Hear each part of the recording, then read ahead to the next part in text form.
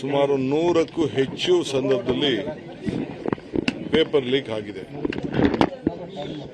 ಈಗ ಇಡೀ ದೇಶದ ಯುವಕರು ಮತ್ತು ಇಡೀ ವಿಶ್ವ ನಮ್ಮ ಭಾರತದ ಯುವಕರ ಭವಿಷ್ಯದ ಬಗ್ಗೆ ಯೋಚನೆ ಮಾಡ್ತಾ ಇದ್ದಾರೆ.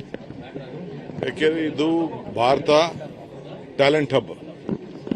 ನಮ್ಮ ಟ್ಯಾಲೆಂಟ್ ಇರೋದು ನಮ್ಮ ಭಾರತದಲ್ಲಿ. ನಮ್ಮಲ್ಲಿರುವಂತ ಟ್ಯಾಲೆಂಟು ಇಡೀ ಪ್ರಪಂಚದಲ್ಲಿ ಎಲ್ಲೂ ಇಲ್ಲ ಅನ್ನೋದು ಎಲ್ಲರೂ ಕೂಡ ಒಪ್ಕೊಳ್ತಾರೆ.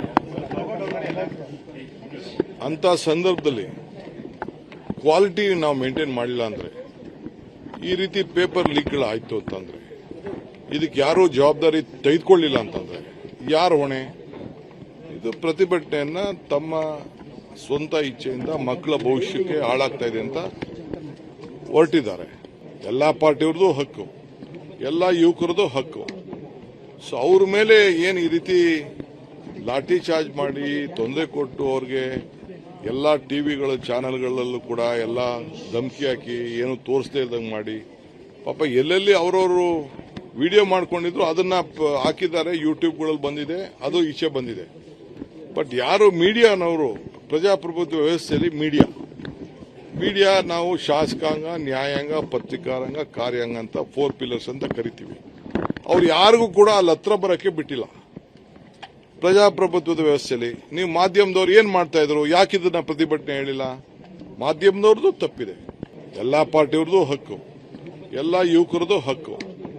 ಸೊ ಅವ್ರ ಮೇಲೆ ಏನು ಈ ರೀತಿ ಲಾಠಿ ಚಾರ್ಜ್ ಮಾಡಿ ತೊಂದರೆ ಕೊಟ್ಟು ಅವ್ರಿಗೆ ಎಲ್ಲ ಟಿವಿಗಳ ಚಾನೆಲ್ಗಳಲ್ಲೂ ಕೂಡ ಎಲ್ಲ ಧಮಕಿ ಹಾಕಿ ಏನು ತೋರಿಸದೇ ಇದ್ದಂಗೆ ಮಾಡಿ, ಪಾಪ ಎಲ್ಲೆಲ್ಲಿ ಅವರವರು ವಿಡಿಯೋ ಮಾಡ್ಕೊಂಡಿದ್ರು ಅದನ್ನ ಹಾಕಿದ್ದಾರೆ. ಯೂಟ್ಯೂಬ್ಗಳಲ್ಲಿ ಬಂದಿದೆ, ಅದು ಈಚೆ ಬಂದಿದೆ.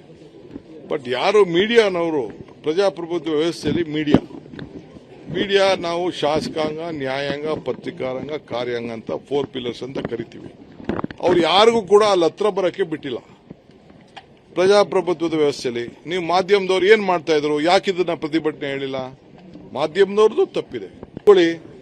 ರಾಜೀನಾಮೆ ಕೊಡೋದ್ರಲ್ಲಿ ಏನ್ ತಪ್ಪಿದೆ? ಒಬ್ಬ ರಾಜೀನಾಮೆ ಕೊಟ್ಬಿಟ್ರೆ ಏನಾಗೋಗ್ತದೆ? ಪಾರ್ಲಿಮೆಂಟ್ ಅಲ್ಲಿ ಚರ್ಚೆ ಆಗಲಿ, ಇವೆಲ್ಲ ಕೂಡ ಚರ್ಚೆ ಆಗಬೇಕಿದು. ಪ್ರಜಾಪ್ರಭುತ್ವ ವ್ಯವಸ್ಥೆಯಲ್ಲಿ ಎಲ್ಲ ಕೂಡ ಆಗಬೇಕು. ನಾವು ನಿಮಗೂ ಎಷ್ಟೋ ಸಂದರ್ಭದಲ್ಲಿ ಟೀಕೆ ಬೇಡ ಅಂತ ಹೇಳ್ತೀವ. ಟೀಕೆ ಮಾಡಬೇಕು. ಟೀಕೆ ಮಾಡಿದ್ರೆ ನಾವು ತಿದ್ಕೊಳ್ತೀವಿ. ನಾವು ಟೀಕೆ ಮಾಡಿದಾಗ ನೀವು ತಿದ್ಕೋಬೇಕು. ಇದು ವ್ಯವಸ್ಥೆ. ಇದು ನನ್ನ ಅಭಿಪ್ರಾಯ.